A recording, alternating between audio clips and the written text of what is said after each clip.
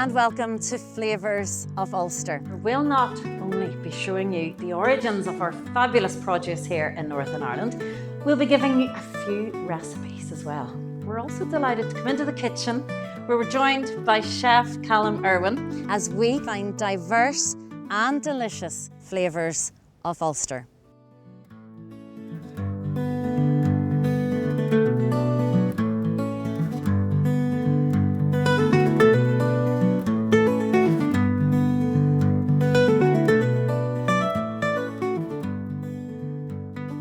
Hello and welcome to Flavours of Ulster. Today we're exploring the magnificent Glenarm Castle, right here in a very sunny County Antrim. So join us to find out the passion and dedication that goes into creating these products right here in the heart of Northern Ireland.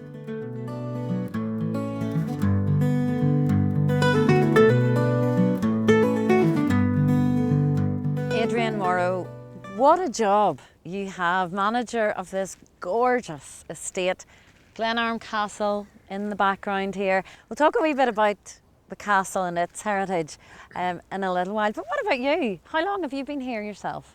I've been here probably since I was 4-year-old. I take it not working at 4-year-old. I was. So, my father was the chauffeur here, so he would chauffeur the family all around, and our wee school was just on the grounds of the estate here, beside the grounds. So each time at dinner break I'd go through the hole in the hedge and then to see my father, and I would help him wash the cars and do that type of thing. No way! So I've been here since I know nothing else outside these four walls. That is a lovely connection. So you really have a connection to the land, to the place. How long have you been in your role as manager? Well, I started on once I couldn't wait to leave school to get here. I mean, I fell in love with this place when I was 4-year-old. Such a playground for a young fella. So all I wanted to do was work with my father here. And I did that once I left school, more or less started working here on the farm, and I worked on the farm for probably 20 years. And what did you do in the farm? What would have been your first jobs? Every job probably when you're on the farm. Well, I got the worst jobs it was going, all the scraping out jobs. It was all the mucky jobs, feeding the calves and the pet lambs and everything. But no, there were good fun days. There wasn't as much pressure or stress then. It was just a farm, and everybody just come in the morning. They knew what they had to do, and they go on with it. So. Such a gorgeous estate. I mean, this goes way back to the 17th century, isn't it? 17th. Tell us a little bit about the family. Yeah, it's the 17th century. It's owned by the MacDonald family, and their title is Lord and Lady Antrim. Yeah, I've seen, we're probably on my 4th generation coming. My goodness. I love the story about how the house and the village did a wee bit of a swap. Yeah, that's right. Yeah. That's right. The field behind us there where the cows are grazing, that used to be Glenarm Village. And the house itself, the big house itself, was in Glenarm. But they said that the Earl at that particular time was over in Glenarm one day and thought, it's much nicer over here. So he just up and swapped. Now, it took him 100 years, I think, to do it. It's not something you just do overnight, I could imagine. Yeah. We had a big flood here in 1996, I think it was. And the flood took the topsoil off this field and the next one beyond it, and we could see all the wee cobble streets. It was amazing. It was, wow. Yeah, look. So the original village itself. Still under these fields here we're standing on. Yeah.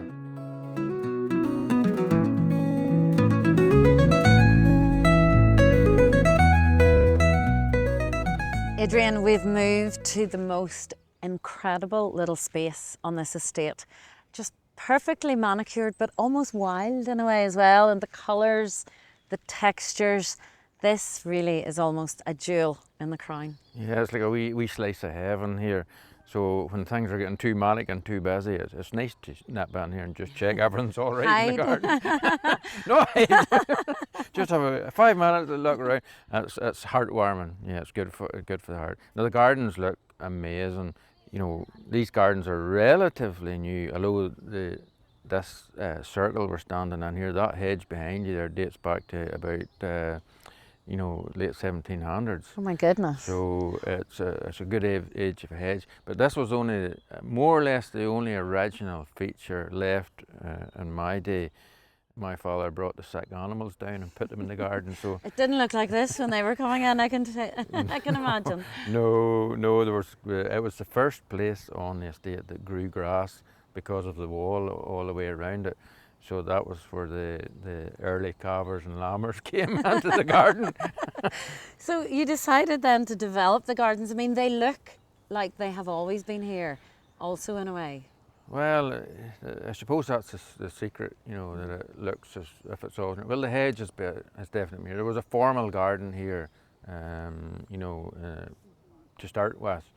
And then the top half of the garden would have been a market garden type thing for all the vegetables was growing for the big house. Tourism plays, I'm sure, a big part in the sustainability of the estate. Now it does, yeah. So we went from having 1,500 visitors in 1996 to almost 100,000 visitors a year going through now. So Wow, yeah. that's incredible. And do you find do you have international visitors, a lot of people from around the UK, from Ireland? We mix? It's a diverse mix. The locals still come and support us, which is great. So the domestic market is still a strong market for us, because if they've got friends and family coming into the area, they bring them down to show them around. And then UK, America, Europe coming through as well. So it's a healthy mix of people coming through.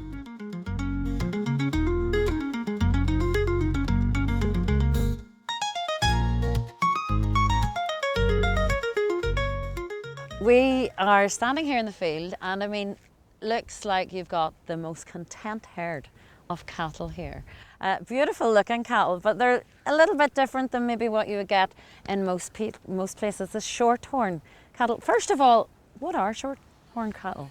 Shorthorn is an old traditional breed of cattle dating back, I think, to about the 16th century.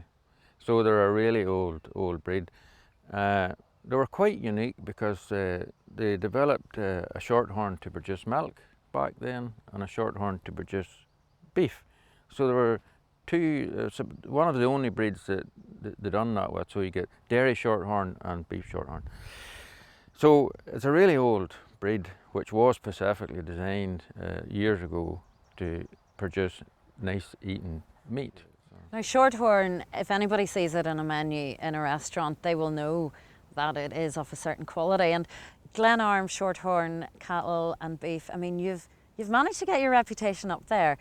That's a difficult job, maybe, just keeping that reputation up there. We're not too worried about that, because if you've got a really good product, it does the job for you. It sells itself almost. Yeah, it does.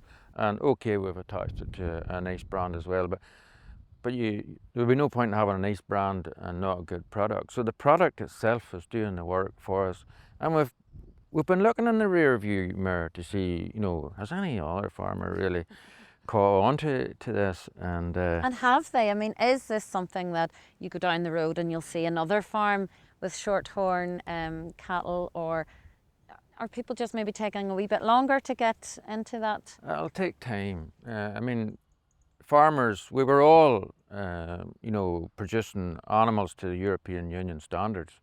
So we spent 40 years doing that.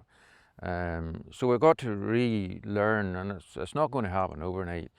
I mean, when we were farming commercially here, our gross margin per cow was minus £175 a cow. So every cow we had would cost us £175 a cow.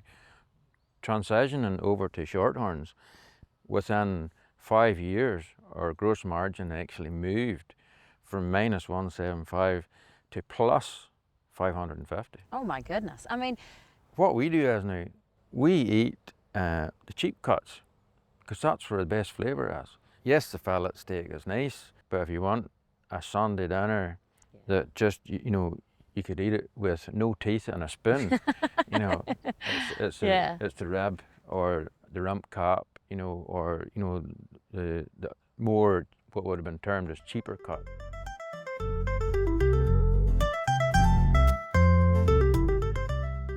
big estates like this, you would have held your grouse shooting parties, and how has that evolved? Well, there was a report brought out in 2003 where the government had highlighted that the grouse in Northern Ireland was virgin extinction, and they'd done a count. I think there was about 100 pairs of grouse left in the whole of the north of Ireland. Quite shocking.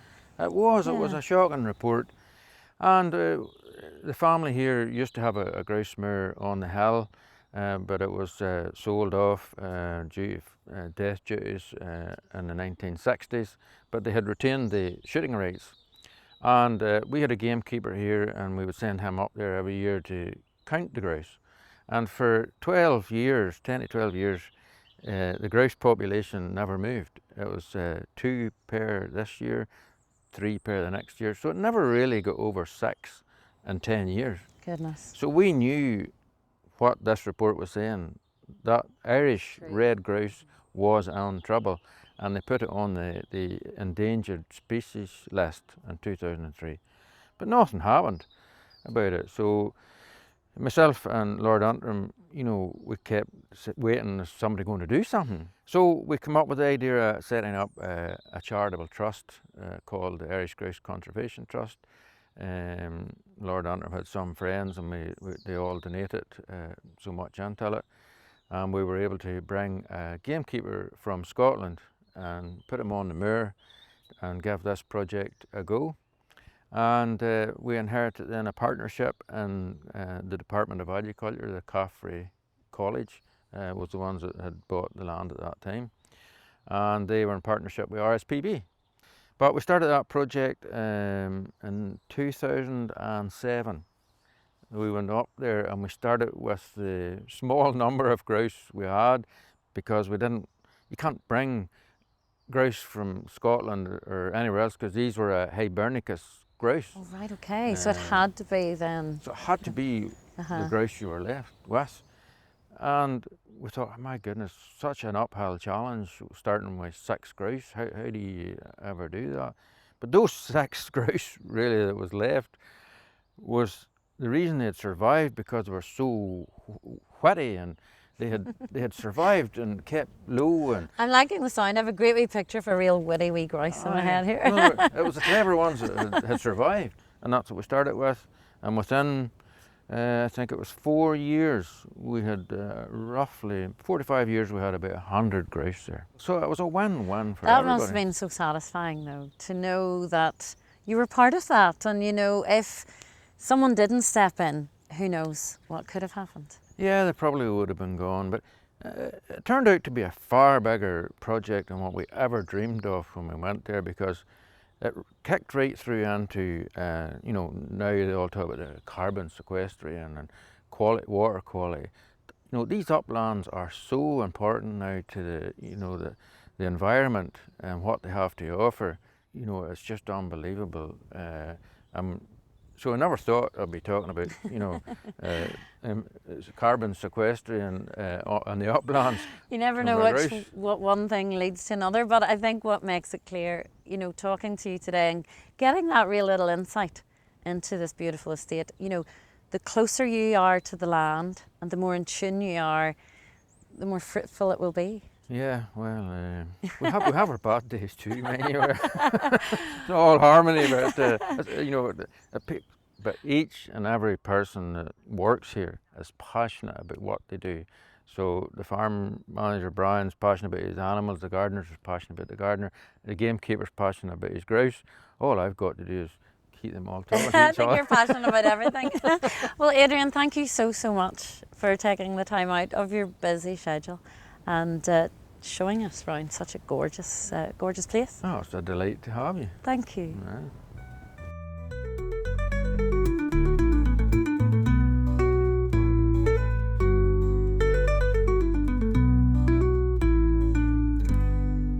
Adrian, there isn't one part of, there's not a part of this estate that is not just aesthetically just gorgeous and beautiful, especially up somewhere like this as well.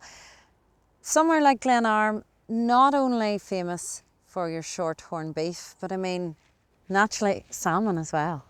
Yes, Glenarm is home to the Glenarm Organic Salmon Company, who produce this amazing product which is exceptional in the world of salmon farming. So you're not being biased, but why is it so exceptional? It's got a really long fetch. We got, from the south of Ireland all the way up to here. So you can imagine when an east wind comes, the waves can be 10 metres high and the undercurrent's 15 knots. Goodness. So it's quite an unusual place for Glenarm Organic Salmon, but it does that in itself creates an amazing product. So. And the sustainable farming practices as well, I mean, they're very much integral to what goes on here. Oh yeah, sustainability is a key to everything that's done in terms of food production. If you don't have sustainability in any product, you're wasting your time, because it has to be sustainable.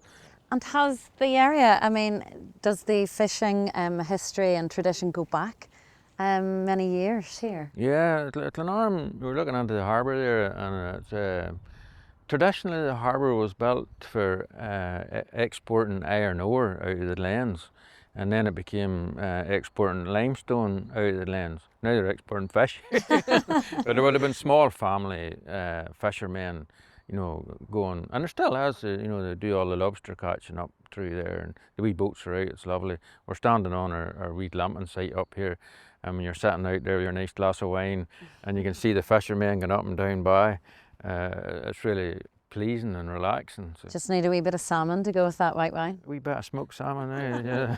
You couldn't beat it.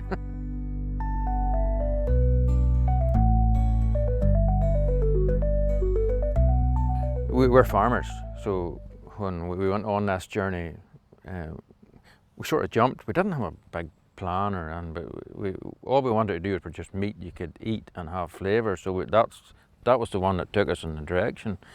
So now today we've got 70 other small farmers all producing Glenarm Shorthorn meat. Wow. And the reason it's different, one of the main reasons is it's a good product, but consistency is the key. Brian, our farm manager here, is the consistency man. So we visit all the other farms every weekend. He gets into the car and he goes and he picks all the cattle. We see them cattle probably 4 or 5 times in their lifetime. We see them when You they're need to young keep calves. those standards up when it's got your name. That's right. On it. So you're only as good as the last animal you put into, and that's the key to the consistency, which gives then the end user, when they buy the product, they know the next batch that comes in again is going to be the same as the last one. Exactly. Adrian, I think this is like a herd that you would nearly know each individual cow so well. I think I'm right by the looks of your face. Yeah, I don't know him so well, but Brian, our farmer, he knows every cow, how many calves she's had, her age, how many teeth she'll have. Any names? Oh, he has them all named. They're all named. He knows every single one of them. He eats, sleeps, and breathes them. He probably knows more about these Shorthorn cattle than he does about his wife. Well, Don't tell her I said tell that. her that. Well, maybe, do you think, I don't think they'd run away from me. Oh, no. Hopefully not. Do you want to get down and take We'll a go down look? and have a wee look. Okay. Oh, that is so And funny. I'm no joker.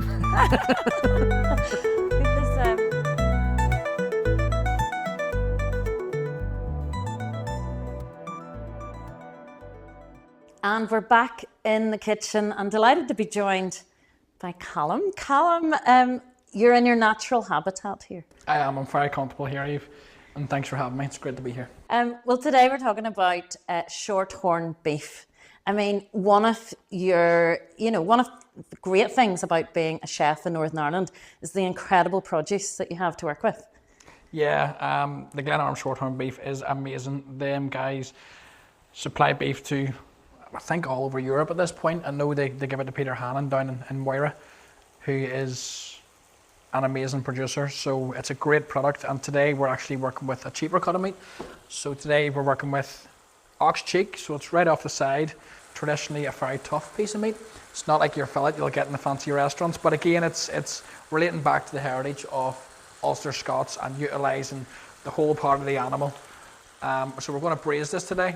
And plus the cost of it as well, you know, when you're talking about using all, you know, every part of the animal. But talking a wee bit about Shorthorn beef, I mean, why is it so good? We've heard from the producers themselves, but as a chef, why is it so good to cook with? I think they treat the animals with a lot of respect. I know they're free range, I know they're grass fed, which then gives a lot of flavour to the protein. And it's just through years of knowledge and respect for the animal, them guys up there, it's commendable. So tell us, what exactly are you doing with it here now then? So it smells amazing. Thank you. I'm just sealing this off in plain vegetable oil. We're just sealing off the meat to ensure that all the flavour's kept inside. So and is it important you do this with all types of meat, all cuts of meat? You know, sear it first? If you're going to braise something, yes. So what it does, it just keeps all the flavour inside there and then allows you to slowly braise. So as you can see, we're achieving a bit of colour. And then we're going to pop it into your casserole dish in a wee minute. It's important, Eve, not to rush processes like this. I find at home people tend to rush cooking, but in order to get the best results and the best flavour at the end, it's important just to give things time.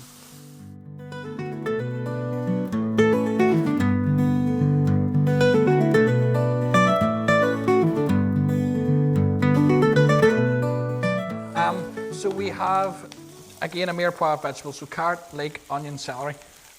We've just used the same pan, so what that does, it keeps all the flavour in there, Eve. I'm just going to brown that off, so whenever you roast this, again, the flavour's all going back into here. So we've got our ox cheeks seared off, popped into our casserole dish. Then we've got our mirepoix of vegetables cooking away here in our pan, using the fat and the flavour that's came out. Now we don't want to rush this process again, we want a nice browning on our vegetables. So we'll need to... I'm quite liking that, not having to wash too many dishes in between. No, it's good, but you always keep the flavour in the pan, especially when you're braising things. Or say, for example, you're cooking a ribeye steak like you would have had on the farm, and you were making a pepper sauce. You know, you would use the same pan, add in your peppercorns, add your brandy, flambe it, your cream, and then it's a different kind of sauce because all the flavour's in there from your ribeye and the fat that's rendered off it. Mm-hmm. So you can see we're achieving a bit of colour there. Yeah, which is it's great. Almost glossy. It is, yeah. Mm-hmm. Now I'm going to add a wee bit of a touch of butter just to speed up two knobs just to speed up the process. And does that add flavour again, or just help the cooking process? Yeah, it'll just help things brown. You can see it bubbling away. And then this dish we're going to do with a bit of champ. Champ, delicious, my favourite, I have to say. And Ulster Scots favourite as well. So I think we're nearly there. Maybe another couple of minutes, as I say. You don't want to rush it, and this part's so important because it's going in the oven for about 3 to 4 hours, so we may as well give this a little bit of time and respect to build the flavour. Now I have some beef stock here, so it's double reduced beef stock. I'm going to pop it in, and at this stage I think our vegetables there, so we're just going to add this to the pan. Now at this stage I'm only going to add half, and what I'm going to do is I'm going to do a process called deglazing. So we have red wine, we'll add it to your pan, and that'll deglaze all the flavours off the base of the pan. And the alcohol's evaporating off. If you're not a fan of alcohol, exactly you're not that. having to worry. Yeah, well, it's not essential you use it, but I think it's important just in order to build flavour. So this will start to bubble, the alcohol will evaporate off. We will reduce this by about half. Add it in here, top it up with a wee touch of water, pop a lid on it, and let it do its thing in the oven for about 3-4 hours at 160. Yeah, so as you can see, we're reducing this red wine, as I say, by about half. I'm going to talk about champ. So it's obviously people think, oh, mashed champ is quite an easy thing to do, but it's very important that a lot of home cooks don't realise is anything that grows beneath the ground, you must cook in cold, salty water. Oh, right, okay, so there we go. I would always say little secret tip. Salty like the sea. Okay. Like literally. And then bring to the boil and let it just... Bring it to the boil slowly, so I'll put it up to about 9, say for example on this induction, and then drop it down to about 5, 6. Now what you'll do if you have it rapid boiling the whole way, the outside of the vegetable will cook, and the inside of the vegetable will still be raw, and you'll have a lumpy mash, and we don't want that. Nobody likes lumpy mash. No, and then when it comes around to sort of springtime, and we're using the likes of asparagus or peas or anything that grows above the ground, you'll always cook it in hot, salty water, boiling. As you can see, you can see the viscosity in there changing. Yeah. It's starting to be... It looks amazing. Slightly less liquidy, so I'm going to pop that in. Looks beautiful. And then I'm just going to add a little bit of water. and just make sure our ox cheek is fully submerged. And do you put much water in it, or is Just until you cover it. So the flavour's in there. We've got our wine, we've got our stock. So a bit of water will do no harm.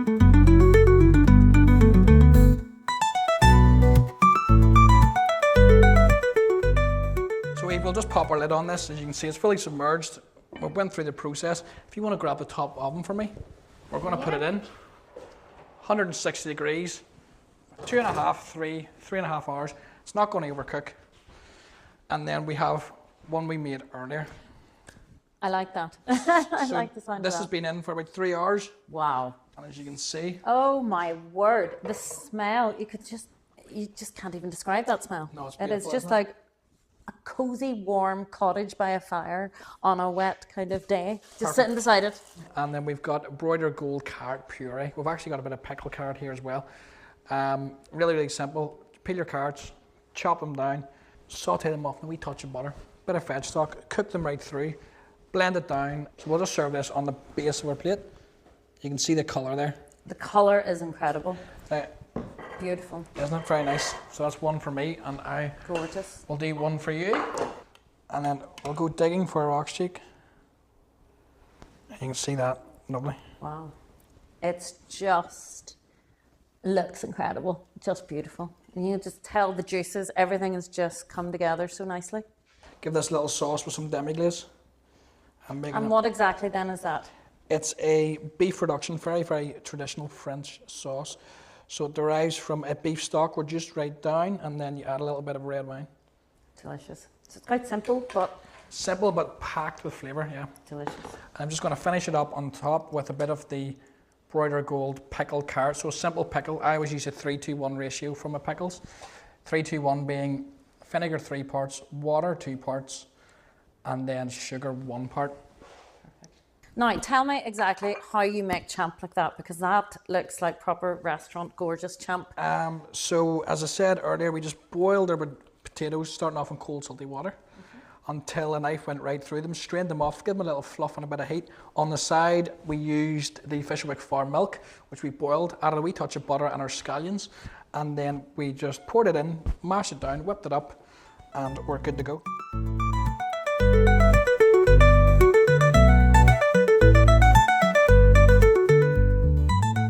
This looks amazing, I have to say. It looks just, Thank you. fabulous. Again, I don't know where to start. No, very comfort, home food dish, but presented in a nice way. It makes a difference, Let's doesn't tuck it? in. Rather than just putting it in a bowl on top of a wee bit of mash, this is really, oh my goodness, the beef is just pulling apart. Looks so tender. Get me a little bit of carrot puree. Oh my word, that is incredible. So that is just so tender. That is with the whole cooking process, as well as the fabulous, being a chef and stuff. But 3 hours, that's what just creates that really just in your mouth, it just melts. Melts, yeah. You should nearly be able to eat it with the spoon we have there. It just, again, zings through. That depth of the sauce. And it's a good way maybe if you have carrots left over, because everybody always has carrots left over. Of course, yeah. You look in your saucepan, you've divvied everything out, you'll always have a few. So it's a good way probably to do that Pickle as them well. down, yep, and don't waste anything. Or you can puree them and freeze them as well. Very nice. Right, let's try the pickle. And how long do you pickle the carrots for then? You can leave things in pickles for months. Eastern Europeans would leave jars of pickles in their cellar for years nearly. But I just boiled my pickle, sliced my carrot, put it over, and left it for about a day. And I'm going to get in there. Try it with a wee bit of the pickle too, Eve. The pickle, I know I will. It should cut through the richness of the sauce there. It should be really nice. Callum, the flavours just come together so beautifully. Absolutely gorgeous. Thank you so much, Eve. Really appreciate it.